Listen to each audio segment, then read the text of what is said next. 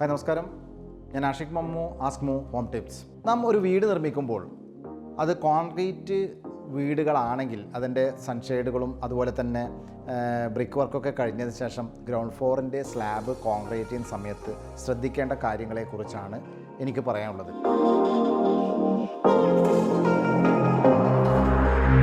ഇവിടെ നാം തട്ട് വാർക്കുക എന്നൊക്കെ നാടൻ രീതിയിൽ പറയാറുണ്ട്. അപ്പോൾ ആ വാർക്കയ്ക്ക് വേണ്ടി തട്ടുകൾ നിരത്തുന്ന സമയത്ത് അതിൻ്റെ സപ്പോർട്ടിങ്, അതായത് ഉയരത്തിനനുസരിച്ചുള്ള പോസ്റ്റുകൾ, അതായത് നാം തട്ട് വാർക്കുന്ന സമയത്ത് ഈ സെൻറ്ററിങ് ചെയ്യുന്ന സമയത്ത് അതിന് വേണ്ടുന്ന പോസ്റ്റുകൾ, ഇരുമ്പ് പൈപ്പുകൾ, അതുപോലെ മരത്തിൻ്റെ കാലുകൾ, ഇങ്ങനെയുള്ള പല കാലുകളും നാം യൂസ് ചെയ്യാറുണ്ട്. അങ്ങനെയുള്ള കാലുകൾ യൂസ് ചെയ്യുമ്പോൾ സാധാരണയായി നാം 10 ഫീറ്റ് വീടുകളൊക്കെ ആണെങ്കിൽ നോർമൽ പോസ്റ്റ് തന്നെ യൂസ് ചെയ്താൽ മതിയാവും. എന്നാൽ നമുക്ക് 15 ഫീറ്റോ 20 ഫീറ്റോ ഒക്കെ ഉയരത്തിൽ സ്ലോപ്പിംഗ് റൂഫൊക്കെ വരുന്ന സമയത്താണെങ്കിൽ ഈ സാധാരണ രീതിയിൽ ഉപയോഗിക്കുന്ന, അതായത് കനം കുറഞ്ഞ രീതിയിലുള്ള പൈപ്പുകളോ മരത്തിൻ്റെ തൂണുകളോ ഉപയോഗിച്ചാൽ അത് വൈബ്രേഷൻ മൂലം നാം കോൺക്രീറ്റ് ഒക്കെ ചെയ്യുന്ന സമയത്തും അത് കോൺക്രീറ്റ് ചെയ്ത് കഴിഞ്ഞാലും മുകളിൽ കയറി നടക്കുന്ന സമയത്ത്, അതായത് തട്ട് വാർത്ത് കഴിഞ്ഞ് മുകളിൽ കയറി നടക്കുന്ന സമയത്ത് ഈ പോസ്റ്റുകളുടെ വൈബ്രേഷൻ കാരണം ചിലപ്പോൾ തട്ടുകൾക്ക് കേടുപാടുകൾ വരുവാനുള്ള സാധ്യതയുണ്ട്, കോൺക്രീറ്റിന് കേടുപാടുകൾ വരുവാനുള്ള സാധ്യതയുണ്ട്.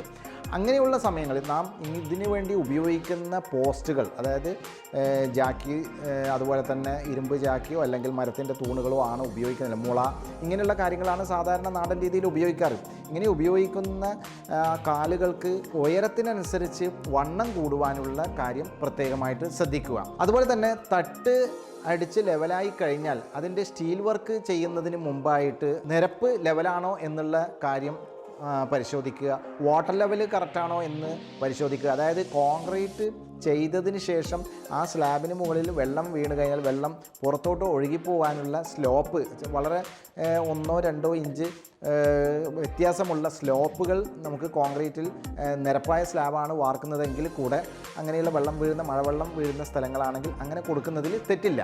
അപ്പോൾ ഇങ്ങനെയുള്ള സ്ലോപ്പുകളൊക്കെ തട്ട് നിരത്തിക്കഴിഞ്ഞ്, അതായത് സ്റ്റീൽ നിരത്തുന്നതിന് മുമ്പ് തന്നെ വാട്ടർ ലെവൽ ചെയ്യുന്ന സമയത്ത് ഈ സ്ലോപ്പൊക്കെ എടുത്ത് ചെയ്യേണ്ടതാണ്. സ്റ്റീൽ വർക്കും അതുപോലെ തന്നെ കോൺക്രീറ്റിന് മുമ്പായിട്ടുള്ള എല്ലാ പണികളും തീർന്നതിന് ശേഷമാണ് നാം കോൺക്രീറ്റ് വർക്കിലേക്ക് കിടക്കുന്നത്. കോൺക്രീറ്റ് വർക്ക് ചെയ്യുമ്പോൾ പ്രധാനമായിട്ടും ശ്രദ്ധിക്കേണ്ടത് മെറ്റലിൻ്റെ ശുദ്ധി, അതുപോലെ തന്നെ സാൻഡിൻ്റെ ശുദ്ധി, അതുപോലെ തന്നെ സിമൻറ്റ്, നമുക്ക് ഉപയോഗിക്കുന്ന സിമൻറ്റ്, ഇതൊക്കെ നാം കോൺക്രീറ്റ് എന്ന് പറയുന്നത് കൃത്രിമമായിട്ട് ഒരു പാറ നിർമ്മിച്ചെടുക്കുകയാണ്. അപ്പോൾ ആ കൃത്രിമമായിട്ട് പാറ നിർമ്മിക്കുമ്പോൾ കോൺക്രീറ്റിന് കൃത്രിമമായിട്ട് പാറയുടെ ബലം ഉണ്ടായിരിക്കണം എന്നുള്ളതാണ്.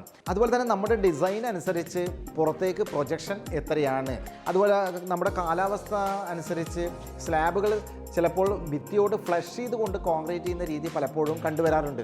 മുകളിൽ പൊങ്ങാത്ത വീടുകളാണെങ്കിൽ, അതായത് മുകളിൽ എടുക്കാത്ത, തൽക്കാലം മുകളിൽ പണി ചെയ്യാതെ പിന്നീട് ഒരവസരത്തിൽ ചെയ്യാൻ വേണ്ടി മാറ്റിവെക്കുന്ന വീടുകളാണെങ്കിൽ തീർച്ചയായിട്ടും ഈ ഭിത്തിയുടെ മുകളിൽ നിന്നും സ്ലാബ് പുറത്തോട്ടേക്ക് ഒരു 8 ഇഞ്ചോ അല്ലെങ്കിൽ 1 ഫീറ്റോ വീതിക്ക് പുറത്തോട്ട് തള്ളിയിടേണ്ടത് പ്രത്യേകമായിട്ടും ശ്രദ്ധിക്കുക. അങ്ങനെ ചെയ്തില്ലെങ്കിൽ പിന്നീട് വീട് പൂർത്തിയായി കഴിഞ്ഞാൽ മഴവെള്ളം ഈ ഭിത്തിയിലൂടെ ഫ്ലഷായിട്ട് ഒഴുകി വന്ന് അത് റൂമിനകത്തേക്ക് ഒഴുകി വരുവാനുള്ള സാധ്യത കൂടുതലാണെന്നുള്ള കാര്യം കൂടെ മനസ്സിലാക്കുക. ഇങ്ങനെയുള്ള ഓരോ കാര്യങ്ങളും മുൻകരുതലെടുത്തുകൊണ്ട് അത് ഒരു എൻജിനീയറുടെ അതല്ലെങ്കിൽ നമ്മുടെ വീട് ഡിസൈൻ ചെയ്ത ആളുടെ നിർദ്ദേശപ്രകാരം തന്നെ അങ്ങനെയുള്ള കാര്യങ്ങൾക്ക് മുൻകരുതൽ എടുക്കുക എന്നുള്ള കാര്യം പ്രത്യേകമായിട്ടും ഓർമ്മപ്പെടുത്തുകയാണ്. Thank you.